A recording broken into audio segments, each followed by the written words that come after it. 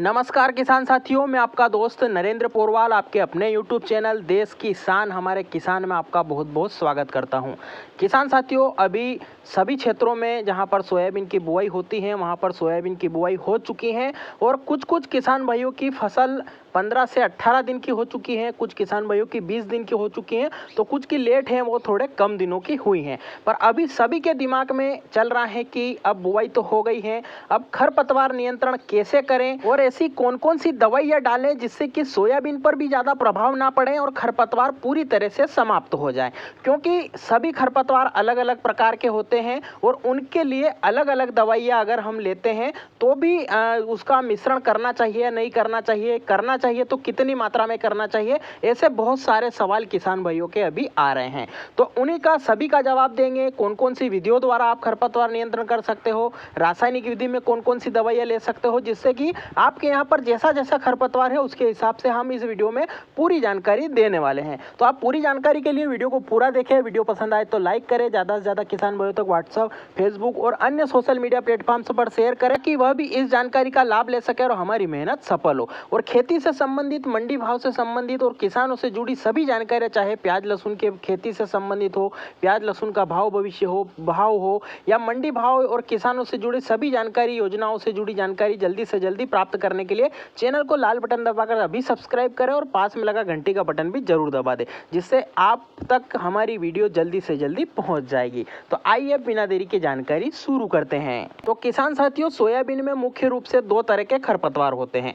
एक तो चौड़ी पत्ती का खरपतवार होता है जिसमें बोखना, बोखनी, दूधी, काचरी और भी कई सारे इन प्रजाति के जो पौधे होते हैं जिनमें पत्ते चौड़े होते हैं। और एक दूसरा होता है सकरी पत्ती की प्रजाति, जिसे कि हम घास जाति की प्रजाति के नाम से भी जानते हैं, जिसमें कि सांवा, बट्टा, चिड़ियारी, बरू और इसी प्रकार की कई सारी घासें होती हैं। इन दोनों के बारे में भी हमने डिटेल वीडियो डाल रखे हैं कि चौड़ी पत्ती की कौन कौन सी खरपतवार सोयाबीन में उगती हैं, सकरी पत्ती की कौन कौन सी खरपतवार सोयाबीन में उगती हैं और उनकी पहचान कैसे करें, पूरा डिटेल उनका वीडियो बना रखा है, तो आप वो भी देख सकते हो। अब ये तो बात हो गई दो तरह के खरपतवार होते हैं। अब इसे कंट्रोल कैसे किया जाए, इसे नियंत्रित कैसे किया जाए ताकि हमारी सोयाबीन की उपज प्रभावित ना हो और अच्छा उत्पादन किसान भाई ले सके। किसान साथियों, सबसे पहले मैं आपको बता दूं कि खरपतवार को सिर्फ 2 या 4 पत्ती या ऊपर से ऊपर 5 पत्ती का होता है तब तक कंट्रोल किया जा सकता है। उसके बाद में रासायनिक विधि द्वारा कंट्रोल नहीं किया जा सकता, फिर निंदाई गुड़ाई के द्वारा ही नियंत्रण किया जा सकता है।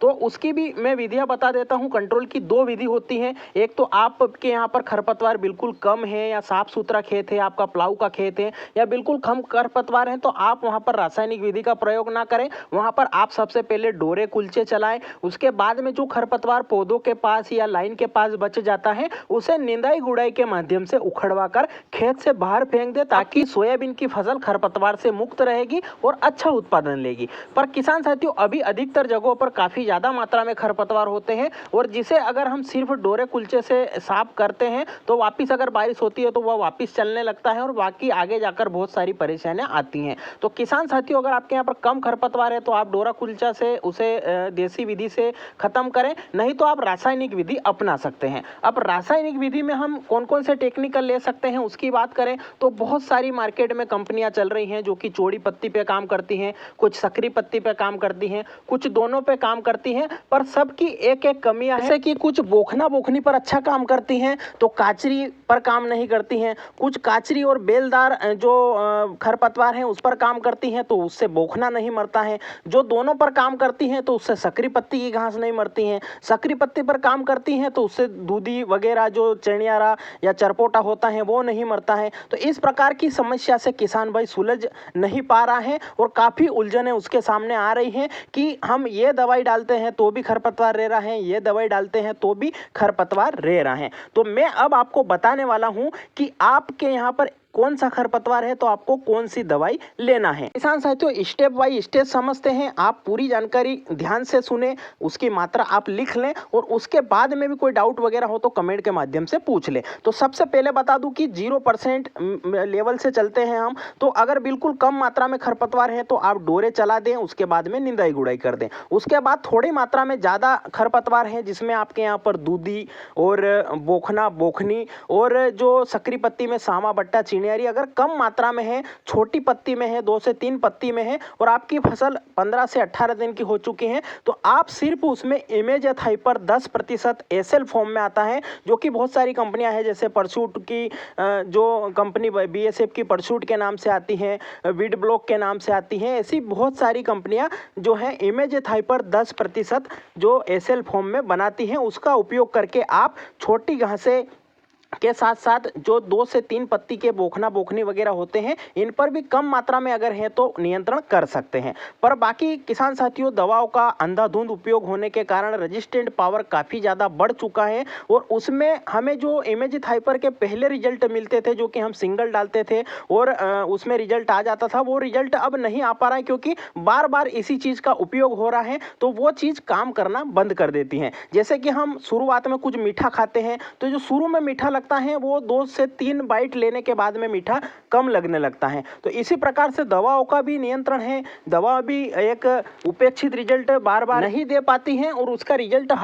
हर वर्ष कम पड़ता जाता है। तो अगर कम मात्रा में खरपतवार है, थोड़ा थोड़ा सभी तरह का है, तो आप उसे इमेजेथ हाइपर से कंट्रोल कर सकते हैं। उसके बाद में आपके यहाँ पर अगर बोखना बोखनी की समस्या ज़्यादा है या कुछ ज़्यादा ही मात्रा में है, तो आप उसमें जो है 1 लीटर परसूट जो ले रहे हैं इमेजेथ हाइपर 10%, उसके साथ 15 ग्राम की जो डिब्बी आती है, जो कि क्लोबिन के नाम से आती हैं, साइनो के नाम से आती हैं, जिसमें कि क्यूरीम्यूराइन इथाइल होता है, वो आप 15 ग्राम ले सकते हो, यानी कि 1 डिब्बी 1 लीटर परसूट या इमेजेथ हाइपर के साथ में ले सकते हो। इनको आपको 80 लीटर प्रति बीघा के हिसाब से 500 लीटर पानी लेना है और उससे 6 बीघा के आसपास आपको लाना है। का आप विशेष ध्यान रखें, जो आप 500 लीटर की टंकी ले रहे हो उसमें इन दोनों दवाओं को मिलाना है और 6 बीघे से ज़्यादा भी नहीं आना चाहिए, कम भी नहीं आना चाहिए। ये प्रॉपर डोज रखते हो तो आपके यहाँ पर अगर कुछ जटिल समस्या है बोखना बोखनी की, साथ में कुछ चौड़ी पत्ती की खरपतवारें ज़्यादा हैं, तो उन पर भी आप आसानी से नियंत्रण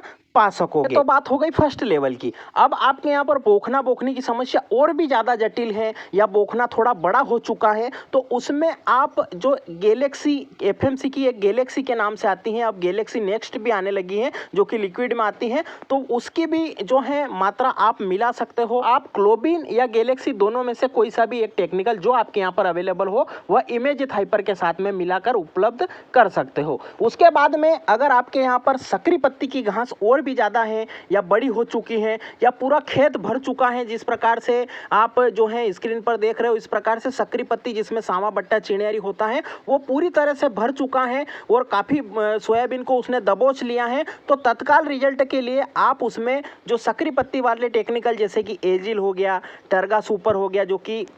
प्रोपाक्यूजाकोप या कोई क्वेजानिलोफोप या फिर जो अपना गेलेंट के नाम से आता है डव कंपनी का गेलेंट, वो भी आप ले सकते हो, जिसमें कि होलोक्सीफोप मिथाइल होता है की भी मात्रा आप इसमें 100 ml प्रति बीघा के हिसाब से, यानी कि 600 ml आप 6 बीघा के लिए 500 लीटर पानी में उसी इमेजेथ हाइपर और आपने क्लोबिन या गैलेक्सी जो भी लिया है उनके साथ में ऐड करके आप सकरी पत्ती पर भी एक प्रभावी नियंत्रण जल्दी से जल्दी प्राप्त कर सकते हो। ये तो बात हो गई फर्स्ट और सेकेंड स्टेज की, जिसमें कि चौड़ी और सकरी पत्ती की जो स्टेज हैं उसके हिसाब से हमने दवाइयाँ बता दी हैं। और अब आपके यहाँ पर अगर बेलदार जो काचरी होती हैं वो भी काफ़ी ज़्यादा प्रभावी जो रिजल्ट नहीं दे पाती हैं जो दवाएं मैंने बताई हैं वो, तो उसके लिए हमें एक अलग से टेक्निकल लेना पड़ेगा। अगर आपके यहाँ पर सकरी पत्ती की हैं तो आपको जो हमने टेक्निकल बताए हैं वो ले लेना है, और अगर आपके यहाँ पर काचरी और गाजर घास की समस्या है तो उसके लिए आपको एक दवाई आती है, जैसे कि बहुत सारे टेक्निकल आ रहे हैं, यूपीएल की आयरिस आती हैं, स्वाल कंपनी का पटेला आता है, सीजेंटा का फ्लूजीफेक्स आता है, ऐसी बहुत सारी दवाइयाँ आ रही हैं, तो उनकी आपको मात्रा इसमें ऐड करनी पड़ेगी अगर आपके यहाँ पर काचरी या गाजर घास की समस्या है तो उसकी मात्रा की अगर बात करूं तो उसकी भी मात्रा इमेजेथ हाइपर के साथ में आपको 600 ग्राम 600 ml प्रति जो है टैंक के 500 लीटर पानी के हिसाब से मिलानी है, यानी कि 100 ml प्रति बीघा के हिसाब से वो दवाएं भी आपको इसके साथ में ऐड करनी है अगर आपके यहाँ पर काचरी या गाजर घास की समस्या है तो इस प्रकार से आप इनका मिक्स या कॉम्बिनेशन करके मिला सकते हो। अब आपको इन सब दवाओं को नहीं मिलाना है, आपके यहाँ पर जो खरपतवार हैं वो मैंने आपको बता दिए हैं कि कौन से खरपतवार के लिए आपको कौन सी दवाई सिलेक्ट करना है। तो आपके यहाँ पर जैसे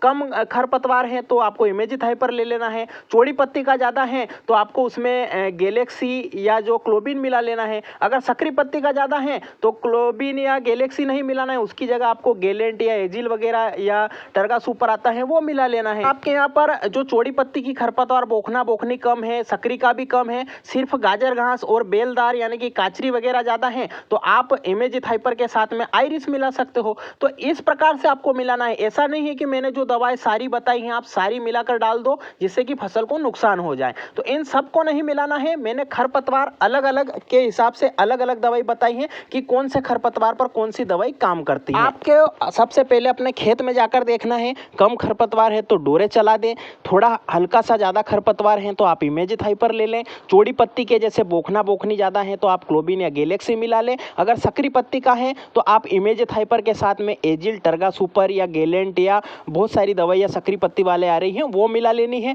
अगर आपके यहाँ पर ये सब कम है, चौड़ी सकरी पत्ती के सिर्फ गाजर घास और काचरी ज़्यादा है तो फिर आपको इमेजिथाइपर के साथ में आयरिस या जो पटेला आता है या फिलिप्स आता है, इन तीनों में से कोई सी भी दवाई आपको मिला लेनी है। तो इस प्रकार से आपको अपना डोज बनाना है। आपके खेत में जो भी खरपतवार है उसे एक एक तरह का आप खरपतवार उखाड़ कर ले जाएं, दुकानदार को बताएं, उस हिसाब से आप पूरा प्रॉपर डोज बनवा कर लाएं जिससे कि आपकी फसल को भी नुकसान नहीं होगा और खरपतवार जल्दी से जल्दी और तुरंत मर जाएगा। तो इस प्रकार से ये दवाइयाँ हैं, सबका हमने आपको बता दिया है कि कौन सी दवाई कौन से खरपतवार पर काम करती हैं और आपको कितनी मात्रा में लेनी है। तो ये थी जानकारी, आपको कैसी लगी कमेंट में जरूर बताएं। वीडियो को पूरा देखा है तो जय हिंद कमेंट जरूर करें। इसके अलावा आपके कोई सवाल या सुझाव या आपके पास भी कोई जानकारी है तो आप वह भी कमेंट करें। और इस प्रकार आप कौन सी दवाइयाँ लेने वाले हों, आपके यहाँ पर सबसे ज़्यादा खरपतवार कौन सा है, वो सारी चीज़ें आप कमेंट में लिख सकते हो जिससे कि किसान भाइयों को ज़्यादा से ज़्यादा जो है सलाह मिले। किसान साथियों, चैनल पर और भी कई सारे महत्वपूर्ण वीडियो डाल रखे हैं, आप वह भी जाकर देखें और उन्हें भी लाइक शेयर जरूर करें। और किसान साथियों, एक वीडियो डाल रखा है कि खरपतवार नियंत्रण में क्या क्या सावधानी रखें, पानी की मात्रा कितनी लें, नमी की सुनिश्चितता कैसे रखें और भी कौन कौन सी सावधानी रखकर हम अच्छे से नियंत्रण पा सकते हैं खरपतवार पर, वो सारी जानकारी डाल रखी है, आप वह भी जाकर देखें, उन्हें भी लाइक शेयर जरूर करें। तो किसान साथियों, पूरा देखने के लिए आपका विशेष धन्यवाद। फिर मिलते हैं नई जानकारी के साथ नए वीडियो में, तब तक के लिए जय हिंद, जय भारत, वंदे मातरम।